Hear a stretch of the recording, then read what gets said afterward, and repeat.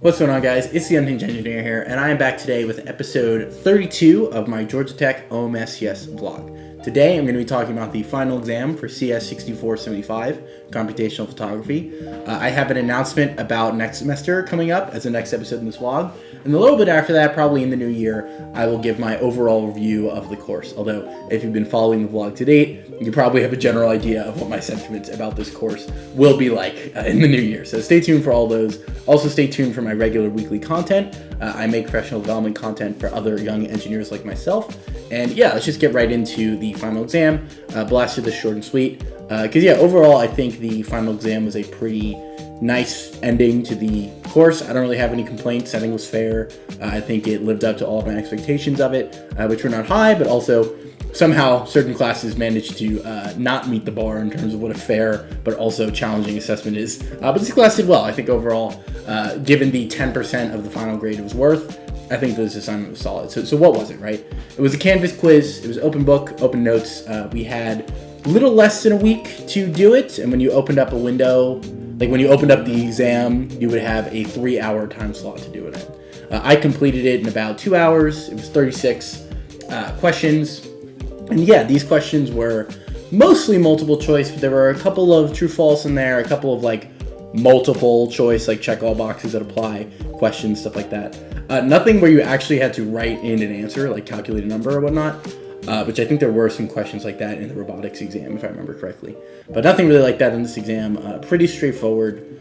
And yeah, it was cumulative. So it started off in the beginning talking about overall, like, computational photography or imaging concepts, like different file formats for images and what different pixel values represent in different formats, and very basic things like that. From there, we moved into the different techniques we talked about, like pyramid blending and using homography maps for stuff like panoramas. Ultimately, towards the end of the course, talking about like high dynamic range and some of the projects we did with like seam carving. Effectively, it just kind of was an exam going through all of the stuff we did in the course, as you would expect. There were a few things that I would say I could tell came from the readings. I didn't really do the required readings and felt, perfectly able to track everything that was going on in the courses because, the lectures were pretty good actually for this class. And so, yeah, even though I hadn't done all of the readings, I was able to deduce what they were talking about enough to, execute on the questions given that it was open book and open notes, right? So even though there was stuff in the readings that, I didn't know because I didn't do the readings, it wasn't a huge deal, and I don't think it was unfair in any way. Yeah, that was basically it. I mean, I did it, it took me about 2 hours, 36 questions, you did math. Overall, I think it was solid. I like the format they did it in. I feel like at this point, giving people a certain window of time to start the exam, and then once they start the exam, they have a smaller amount of time, like usually in the order of hours. I think that's a pretty good way to do it. I actually know lots of coding interviews that are done that way at this point.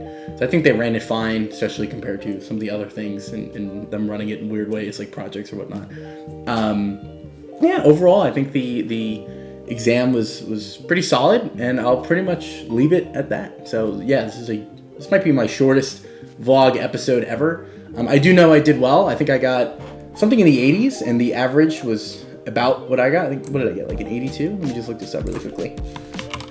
Speed running Canvas for a second. Yeah, I think I got about the average, which was like an 80 or 82 or whatever I'm about to pull up. The grading was pretty quick, excuse me. For some reason, I stopped getting notifications when my grades would come through, so I kind of just started kind of checking it over and over again, like some kind of gambling degenerate. And eventually, I opened my phone and was like, oh, it was there. So I don't know what's been going on with Canvas there.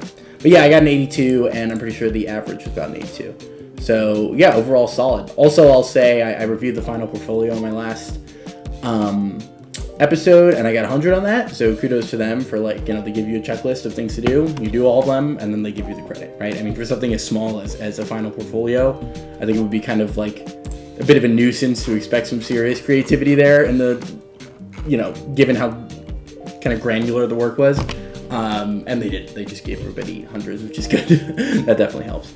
At one point, I actually thought it was extra credit, but then it seemed like it wasn't, and it was presented as mandatory. So I don't actually know. It might have been extra credit. I honestly have no idea.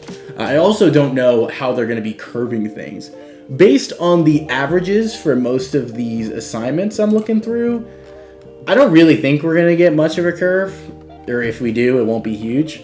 I mean, most assignments average between, within the 80s, and some of the very easy ones average in the 90s, and a couple of the more challenging ones, like some of the assignments towards the end in the projects, were like high 70s, right? So I don't really anticipate a massive curve here. It's not like some of my classes in undergrad. Like I remember when I took like aeronautics, the average in the course was like a 45 on one of the tests. And I got a 47, so I beat the average. But yeah, it wasn't exactly like that in the class, even though it was pretty tough. So I don't expect a huge curve. I think the grades are relatively straightforward and will probably be at least similar to what I see in Canvas, right? So if I get what I see in Canvas, I got an 86, which means I'll get a B in this course. I have never been a 4.0 student and don't plan to be. I'm more than happy to get a B, right? But it does seem like the peer feedback things might be a little overweighted in Canvas, so that might be incorrect. But honestly, it's probably close enough. I probably will likely end up with a B. But there's a chance. You tell me there's a chance. If Canvas is wrong and there's a big curve, I might get an A. But no, like I said, I'm satisfied with completing the course, especially given some of the burnout I've discussed in previous videos. I'm happy where we turned out, where we ended up. And yeah, I'm grateful that I persevered towards the end, and I'm especially grateful to everybody who helped me through it. So yeah, that's basically it.